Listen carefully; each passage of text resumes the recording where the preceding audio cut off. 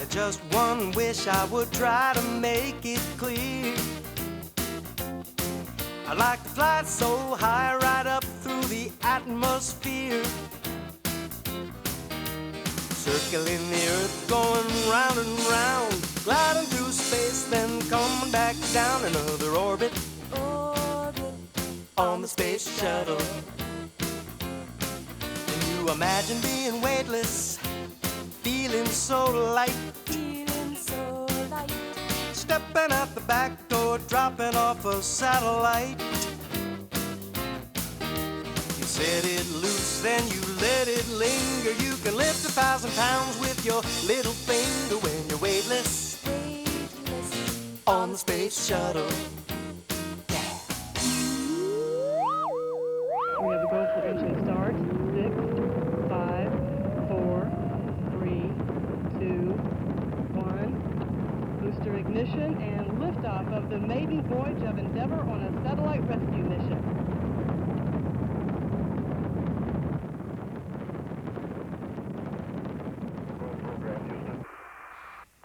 Maria! Just come right back to Tom. Over. Maria? Maria? Earth to Maria? Oh, hi, Jerry. For a minute there, I was worried. You look spaced out. I kind of was. I was thinking about what it would be like to be an astronaut exploring the universe. So you want to be an astronaut, huh? That's cool. You bet I do. Wouldn't it be great to spend your life exploring space? That's okay for you, but I want to be president of the United States, a job that keeps my feet on the ground. Ow! Hard-hat Harry, genie on the job. And next time you guys want to get a hold of me, why don't you call me on my space phone and not drop me on my head? Harry, you're back. Harry, it's you. Of course I'm back, and of course it's me. Hey, Jerry, hey, Maria, and I'm ready to space boogie. Hey, and I hear you want to be an astronaut. Not me, her. Oh, I knew that. That's right. I think it would be an out-of-this-world experience to live, to work, and to explore space. But I'm only 10. I can't do much about going into space until I'm older. Whoa, my little space buddy, what do you mean there's not much a 10-year-old can do? I would think there's not much a 10-year-old can't do. But I'm not even old enough to drive, let alone fly. Well, you don't need to drive in order to fly. All you have to be is old enough to dream with your imagination. And with my special genie powers, we three can go on a magical space adventure. Awesome! When do we leave? Do we have to leave the ground? Oh, you mean like this? Whoa, this is fun! That's right, and it's only gonna get better. Okay, commanders, you set the course and you set the position. And where do you want to go on your space mission? The space shuttle. I want to fly the space shuttle. Your wish is my command. With lightning speed, your command I'll heed. As stars go by, the space shuttle will fly. Harry, I can't believe this. Is this for real? Is this the real space shuttle? Is this the one flown in space? Well, yes and no. No, it's not the real space shuttle, and no, it didn't actually fly into outer space. But yes, it's an exact duplicate of the space shuttle, and this is where our space adventures will begin. So what are we waiting for? Let's do it! Let's go! Whoa, whoa, whoa, whoa! First things first. With a flash of light before we board the shuttle and before your flight, here are your t-shirts that fit just right. Awesome asteroids! Harry, these aren't real spacesuits. No, but these are going to be a lot more comfortable for our journey. Here, why don't I show you the different kinds of spacesuits? I think when you see these, you'll find your t-shirts just right for our space adventure. The spacesuit that people see the most is the one made to protect astronauts from the harsh environment in space. Hey, look! There's an astronaut! Yeah, well, why don't you ask that astronaut to tell us about his spacesuit? Hi, kids. Hi. Are you having a good day? Yep. Is that the actual suit? This is the actual outer layer of the shuttle EVA suit. The real suit, when they use it in space, has 11 more layers underneath what you see. The backpack is full of $8 million worth of equipment, and the suit, when it's on the ground, as you see it now, weighs 258 pounds. One man couldn't handle it while it's on the ground alone. So we stripped it down to show people what the suit looks like, and this is the end result. The real suit is intended for use in one place only, and that's the weightlessness of space. What are those controls? When you're in the sun, on the sunny side of during the daytime part of the orbit, the temperature can be as high as 500 degrees above Fahrenheit, and it can go in the shade when you're in the dark side of the ship. It can be another 500 degrees below. It's almost 1,000 degrees difference. So these controls here are life support controls. I can raise the temperature inside the suit, I can decrease the temperature inside the suit, and the remaining controls are communication controls. I can communicate with other astronauts in the cargo bay, I can communicate with the commander or the pilot aboard the flight deck of the shuttle, or I can communicate directly to Houston if I've got a satellite relay. Why are the letters and numbers all backwards? When you're inside the suit, you can't read the outside of the suit. You just can't get your head into a position to see what's going on out there. And when you want to adjust one of those dials, we carry a mirror on our wrist on the last page of our mission profile notebook, and I can switch to that mirror, and I can read the controls through the mirror. Is that real gold? That's 24-karat gold film. We put a film of pure gold over the lens to reflect away as much sunlight as possible during the daytime part of our orbit. The sun is so bright in space without an atmosphere to scatter the light that it's like a brilliant spotlight right in your face, so we have to reflect off as much as possible, and we found that gold had what we call higher reflectivity value than silver, so we stuck with the gold. Why are your fingertips bluish-gray? The gloves in space have to be very thick. We have a little trouble getting the design down. We had to make the gloves so thick because of the temperature extremes to keep the fingers warm or cool, that when an astronaut is handling small items like nuts and bolts, they have difficulty actually feeling it if it's in their hand through the thick gloves. So we found that when we put a rubber silicone compound on the tips of each finger and thumb, when they grab one of those small nuts or bolts, they've got it, they know they've got it, and they're not very likely to drop it. Thank you. You're more than welcome. There's another suit that most people hardly ever see. It's called the Launch and Reentry Suit. It weighs over 90 pounds and consists of a whole bunch of things. Like what kind of things? Like things designed to protect astronauts from the pressures of breaking away and re-entering Earth's gravity. They begin with a set of long underwear for warmth, followed by a radio-equipped hat and helmet which allows them to communicate with each other as well as mission control. For safety, each suit comes with its own parachute, flotation device, and gloves.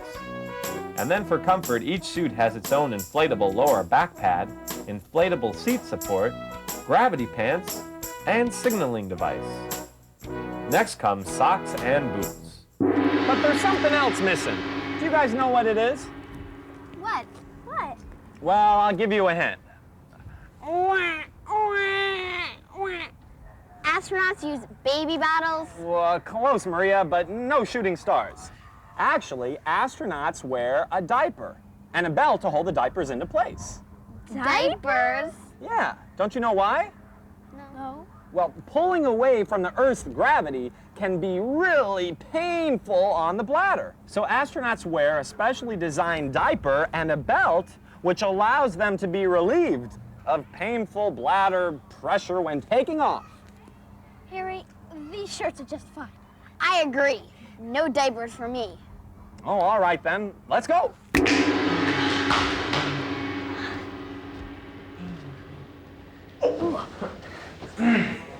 This is the shuttle's cargo bay. It's 60 feet long and 15 feet wide. Holy moly, that's big! Why is it so big, Harry? Well, because it's the backbone of the space shuttle program. Think of it as a space-traveling truck that can hold up to 50,000 pounds of cargo and electronic equipment destined for outer space. You mean you take things into outer space and you leave them there? That's right, Jerry! What kind of things, Harry? Well, all kinds of things, but mostly scientific and communication satellites. Well, here, I'll show you. Once the shuttle has achieved the orbit at once, astronauts open the shuttle's giant cargo doors, and then working together, using astronaut power, they lift, then place the satellite into its proper orbit. They lift it? Remember, there's no gravity in space, so satellites that may weigh thousands of pounds on Earth can easily be moved in space. Whoa! The space shuttle does all of that? that, and much more. Because what goes up must come down. And that's what the space shuttle is handy for. Like, what do you mean, Harry? Like now, when satellites break down, thanks to the shuttle, they can be repaired in space. How, Harry? First, the pilot maneuvers or flies the shuttle as close as they can to the damaged satellite. Then, using the shuttle's robotic arm to hold the satellite in place, the astronauts attempt to repair it while still in orbit. But Harry, can the astronauts always repair the satellite in space? Good question, Maria. Not always. Well, sometimes satellites need to be brought back to be repaired or replaced. And when that happens, they're brought back to Earth the same way they're taken into space, in the cargo bay of the space shuttle. How did they do it? Well, it's a little like fishing. Fishing? Yeah, but in space, the catch is a whole lot bigger. This is how they do it. The shuttle gets as close as it can to the disabled satellite. A cable is attached to the satellite, just like when they repair them in space.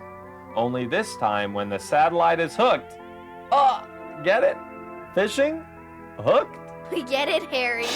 The arm pulls the satellite into place over the cargo bay, and then with the help of space-walking astronauts, it's carefully and gently lowered into the shuttle's cargo bay where it is secured for its trip back to Earth.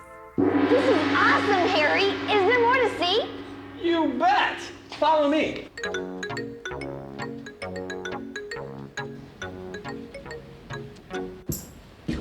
The front or forward part of the space shuttle is known as the cruise department. And that's because this is where they spend most of their time. Now, this part of the shuttle is divided into 3 decks. The first or lower deck is used primarily for storage.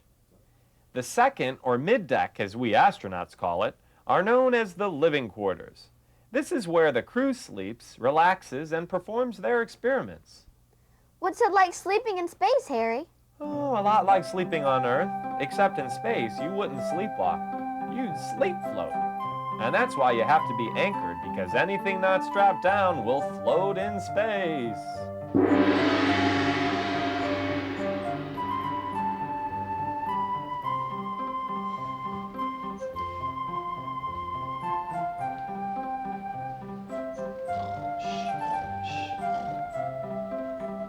Guys, what are we doing?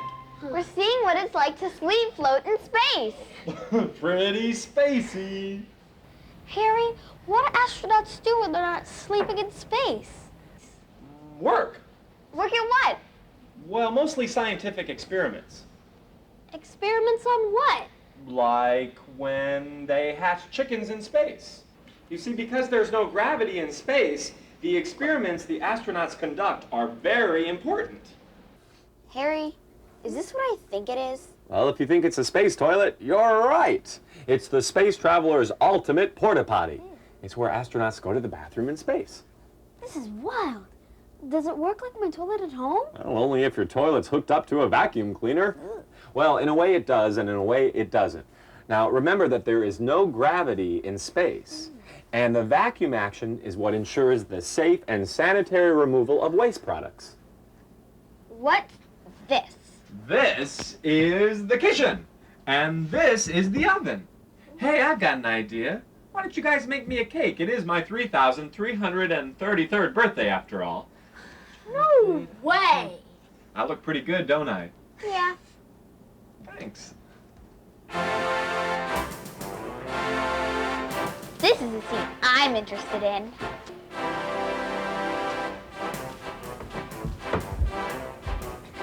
It's the commander seat, and it's up here. Okay, we'll be right up.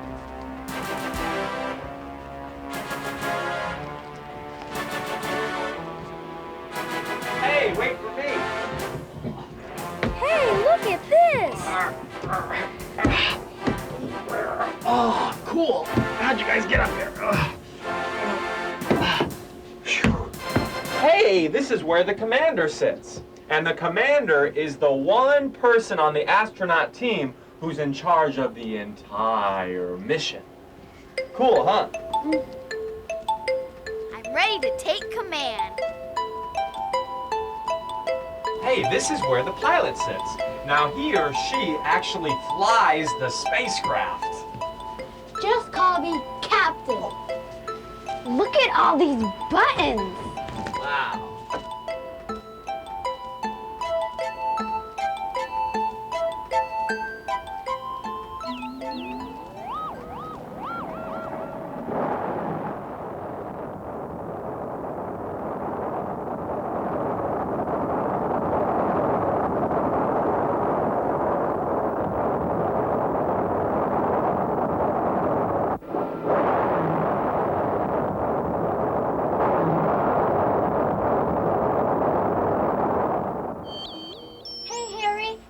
Space shuttle doesn't look like other spaceships we've been learning about in school.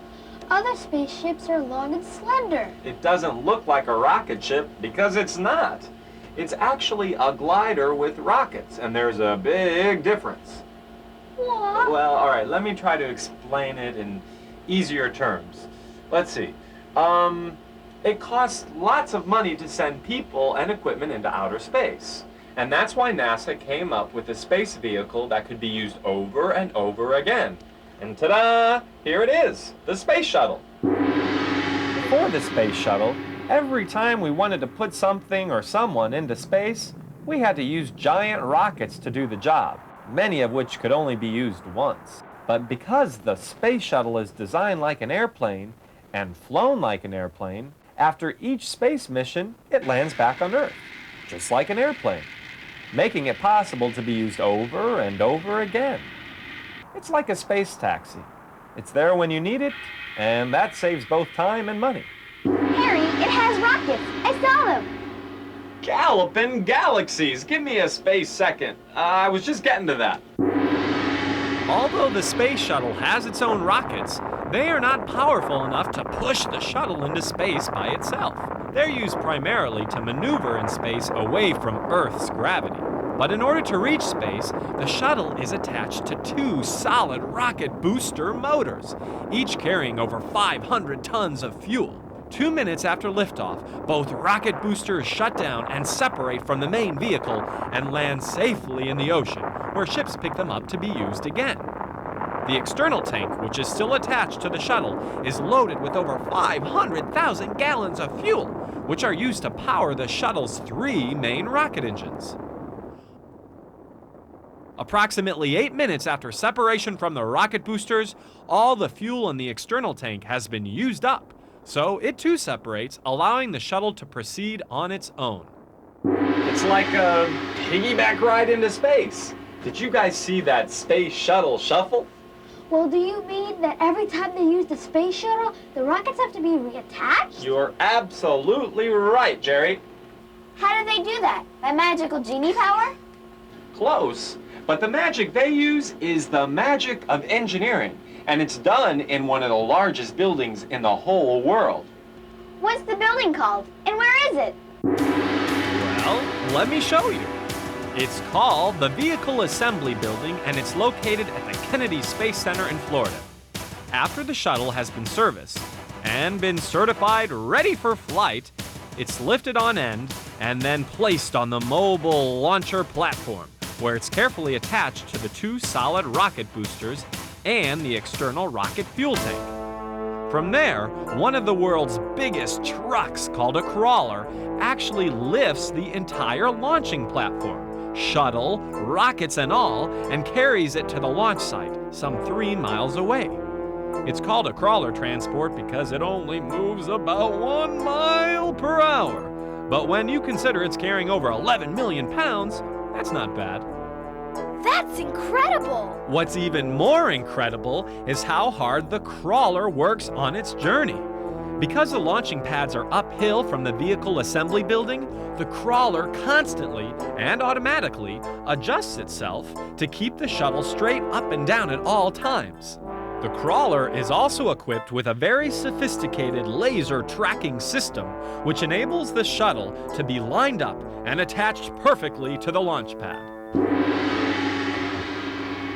Awesome asteroids. I'm ready. Prepare for blastoff. Roger, Commander. Preparing for blastoff. Whoa, wait, one magical moment, my little space cadet. You can't just walk in off the street and expect to walk into outer space. Why not? Well, because your bodies have to be trained to endure the hardships of outer space. Whoa, there's a lot more to this astronaut stuff than I realized. What kind of training, Harry? Well, today's astronauts have to train their minds and their bodies to deal with the challenges of space. Like how, Harry? Like this. For example, shuttle pilots begin their training on jets and must have at least 1,000 hours of flying time before they qualify. All astronauts must study astronomy, meteorology, computer science, and guidance and navigation, and a whole bunch of other subjects related to the study of space. However, most of their physical training has to do with living and working in a weightless environment. They accomplish this by training on a variety of specially designed equipment. But my favorite by far, but not necessarily my stomach's favorite because you get spaced out, is the KC-135. It looks like a regular jet airplane. Rock and roll out of control. It is a 4-engine jet aircraft, but when it goes through a series of high-speed loops and dives, it gives astronaut trainees the true feeling of weightlessness. But it can only do it for about 30 seconds at a time, and that's where the water tank comes in. What water tank? NASA has constructed a full-sized model of the shuttle's cargo bay in a 25-foot deep water tank. The water tank provides astronaut trainees with an environment similar to weightlessness for long periods of time. This weightless environment allows astronauts to train for missions such as satellite release and recovery, as well as space exploration. That's what we want, Harry. We want to explore space. Is it time yet, huh? Time for what? Time to go on our space mission. After all, we've learned about the history of space, the astronauts' clothes, and why they wear it. Yeah, we know why the space shuttle is built, what it does, and how it does it. And we've learned all about astronauts' training. So as commander of this shuttle, I'd say we're ready. According to my genie-powered space watch, a launch mission is about to begin at the Kennedy Space Center. Yes, we're ready. Let's do it. Can we take the place of the astronauts, Harry? Can we? I can do that. But you know what? Let's let them fly and we'll go along as the crew. As rockets and shuttle begin to ignite to carry this spacecraft out of sight, there's one small change I wish with all my might.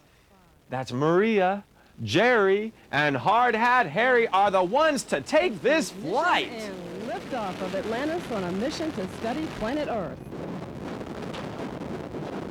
Feels like a ride at Disney World. A little more faster! Houston now controlling. Atlantis is underway on its 13th trip to space, rolling on course for a 57-degree inclination orbit for highly north and south inclined orbit at an altitude of 159 miles.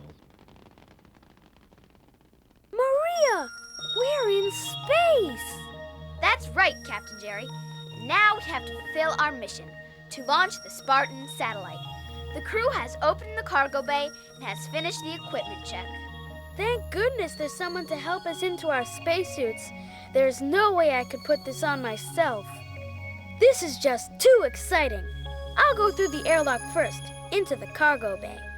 This is a little tight through here. Harry, are you coming out with us? No, this is your space adventure. I'll be right here watching and waiting for your return. See you later. What a sensation! Floating and feeling weightless. That training was really important. Look at me. I'm using my jets to reposition myself. Whoa, this is cool. This is amazing! I'm turning upside down to watch the satellite launch. But I guess in space, there is no upside down. Ready for launch? I'm ready. Here it comes, the Spartan satellite, right out of the payload area of the cargo bay. Ready for satellite release. The arm is pulling away. There she goes.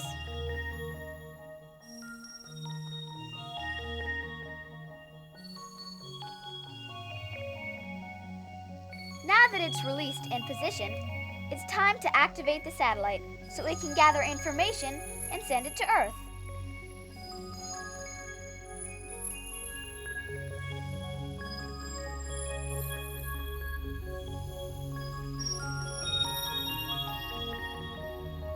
Our job is done. It's back to the cargo bay.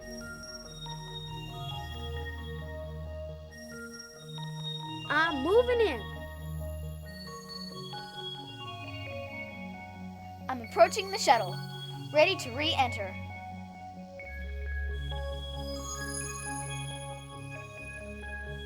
Commander, we've returned to the ship. You can close the payload bay doors. It's time to return to Earth. Harry, we did it! Yes, my little space buddies! Mission accomplished. We're heading home. Prepare for re-entry.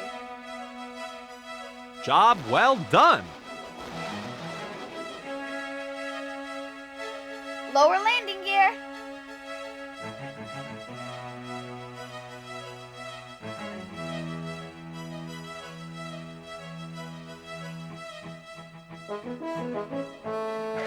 Touchdown!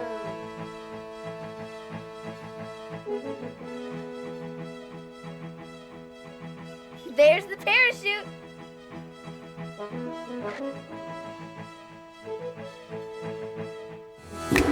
That was out of this world! Where do we go next, Harry? Well, my little space explorers, I gotta get you back to the gift shop. But Harry, I'm not ready to blast back. Yeah, I want to blast forward. I'm with Maria. I don't want a space adventure to end. Aw, hold on to your space t-shirts, my little space nuts. Your adventure isn't ending, it's just about to begin. So remember, eat right, stay fit, and always try to do your best in everything you do, and your future will be bright. Oh, I think I'm being called to another space adventure. So galactic goodbye, I've got to fly! Far out! Was that real? Were we really on the space shuttle? I don't know, but I do know that one day I'll fly in space. And I'll be there to meet you.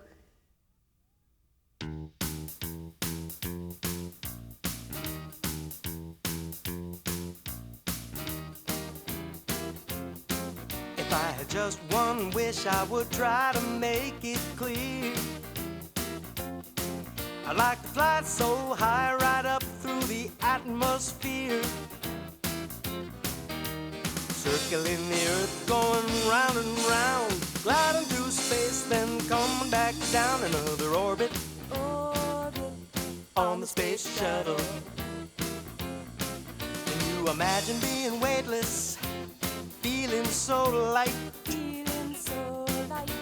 stepping out the back door, dropping off a satellite? You set it loose, then you let it linger. You can lift 1,000 pounds with your little finger when you're weightless on the space shuttle.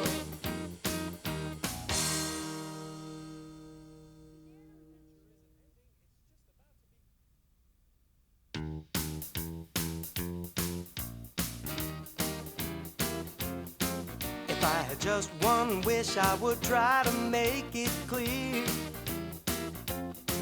I'd like to fly so high, right up through the atmosphere, circling the earth, going round and round, gliding through space, then coming back down another orbit on the space shuttle. Can you imagine being weightless, feeling so light, stepping out the back door, dropping off a satellite? You set it loose, then you